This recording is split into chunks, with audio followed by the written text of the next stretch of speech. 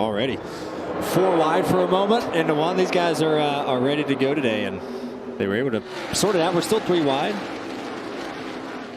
But that, that's part of this front stretch. It's a long way to turn 1 from the restart zone, and you got that apron down there, so you'll see guys a lot. That's really tight racing. Lay back and get good restarts, and that's a pretty big trend here. Nemechek trapped in the middle, crossover move on the 21, and now for the spot up in front of them. This is for second. Justin Allgaier going inside of Brett Moffitt. Chandler Smith jumps out to the early lead. Back to Josh Berry. We showed you going to break, and a little tap. There's another iteration of him visiting with the wall. Looked like they had contact with the car behind him there. As he came up, he got the right rear quarter panel, and it kind of snapped it to the right. Riley Herbst, top 5, stage 1, now racing for that 10th position with Berry, and just behind them, Brett Moffitt, who's making a good comeback. Qualified in the top 5, drifted early, but now he's knocking on the door of the top 10, and there goes Berry.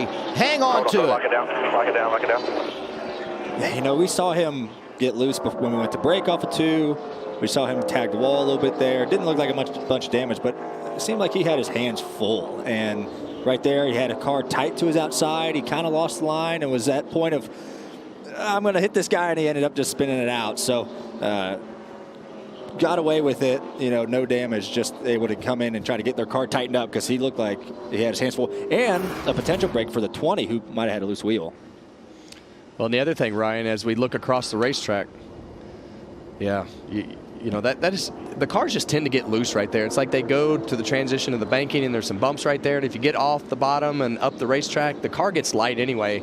And that just took it was side by side, took a little air off the back of the car and just lost it there. But the one thing I am noticing on the backstretch too, the wind is shifted directions right towards turn 4. Yeah, that makes it worse, right? What his situation was, you got heavy wind hitting you in the left side door, pushing you up the racetrack. You have a car to your outside, so you can't use all the racetrack. So he was in a tough spot. I love when you talk science. On board with Cole Custer. I'm never going to be able to think of Cole Custer the same after I saw him pole vaulting. Vegas is just one of those places that creates those vibrations like no other place. But and there's a spin.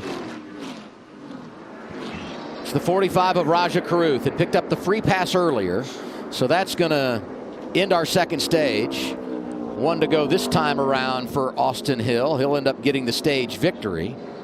Caruth hangs on to it. It's our 4th caution of the afternoon, and as I said, that will serve as the ending to stage number 2. Oh, he's already loose right here.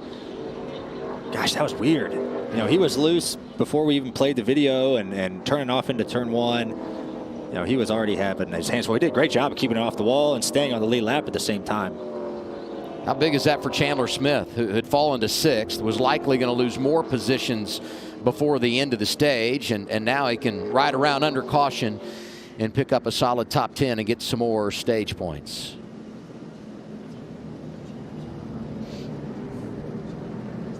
And this is what we were watching. I mean, you can tell how far off Chandler is here because Herbst just is on top of him.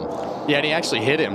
Riley got into the back of him. I think he caught him faster than he thought he was going to catch him, and then Chandler was mad because he hit him in the back, and he's already hanging onto his car, and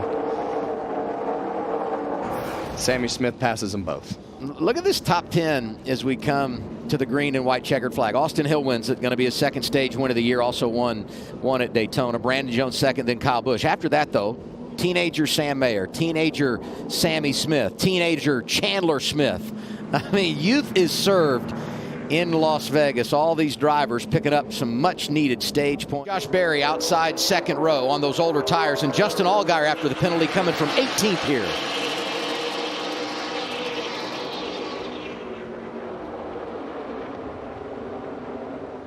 Door up top, 1 lane between, pulling down to you, half lane between quarter, 2 back, 16 your lane, 10 to be rolling back to you, 1 back. Chandler Smith, look at him right there in their hip pocket in the 16. Yeah, and if Chandler Smith is behind you on these restarts, if you're his spotter, they have to tell you that he is going 3 wide on the restarts down the front straightaway. You're going to have to get more defensive if he's behind you.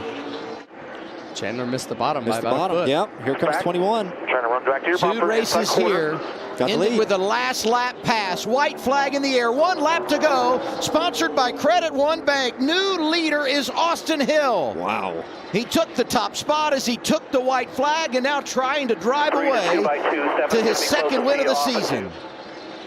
Allgaier gets by for second. Can he run down the 21? Final time through turns 3 and 4. They're painting that white line. 2. Austin Hill leading. Allgaier's been second here 3 times in his career. He'll be a runner-up again. Austin Hill wins it in Vegas. What a start to the season it has been for Austin Hill. 2 wins in 3 races. This one extremely exciting. It comes down to the last lap. You had to run a 60-plus lap run at the end of the race there. Still had something left in the race car. How exciting did that get? Oh, man, I passing one of the lap cars early in our run when the 16 got by me. I got really, really loose on entry to 3. Thought I was going to wreck it, saved it, and 16 got really far out. So I just knew I had to, not abuse the tires and try to methodically just work our way through traffic.